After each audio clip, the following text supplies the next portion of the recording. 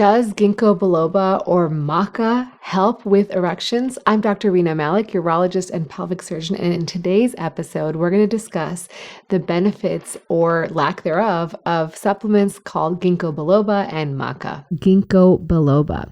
Now, ginkgo is obtained from ginkgo trees, and it contains things like flavonoids, glycosides, and terpenoids that all have been used for centuries in sort of traditional Chinese medicine. And the mechanism of action has been thought to be that it does some PDE5 inhibition. It may increase nitric oxide bioavailability. However, it's only really been studied in a very specific group of men, and that's men who have antidepressant-induced sexual dysfunction. And what they found was there was really no statistically significant difference, anywhere from 120 to 240 milligrams of ginkgo in terms of sexual function. Since then, there's been two studies, both of which have been randomized, either double-blind or triple-blind placebo-controlled trials, looking at men anywhere from the ages of 23 to 66 years of age. Again, they were taking antidepressant medications. So these are not men who have sexual dysfunction for other reasons. And again, in both those studies, they saw no statistically significant difference compared to placebo.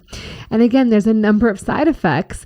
We think that because they're natural, you're going to have less, but you can still have issues like GI issues, sedation, headache, increased appetite, nausea, and even numbness in the fingers. They've also noticed some spontaneous bleeding in people who take ginkgo, really being thoughtful again about what medications you're taking.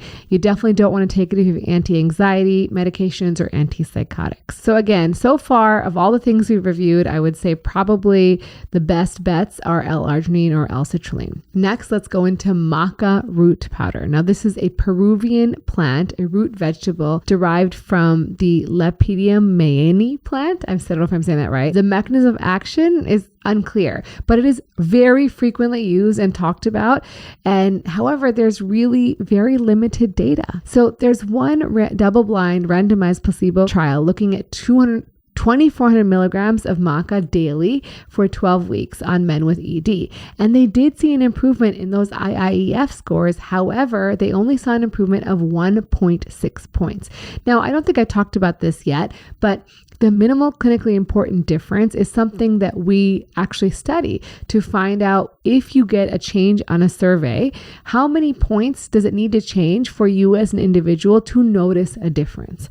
And so for the IIEF questionnaire, it's generally based on your baseline erectile function. So if you have mild ED, you only need to change in about 2 points to notice a difference. If you have moderate ED, it's somewhere between 5 and 7 points.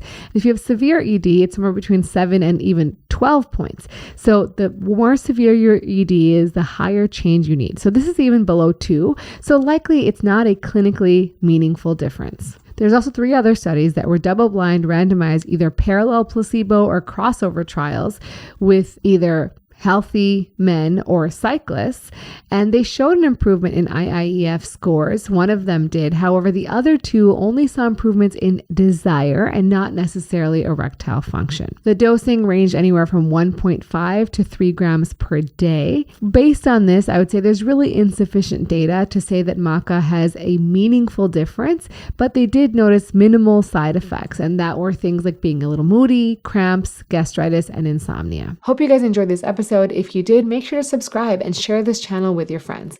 And as always, remember to take care of yourself because you're worth it.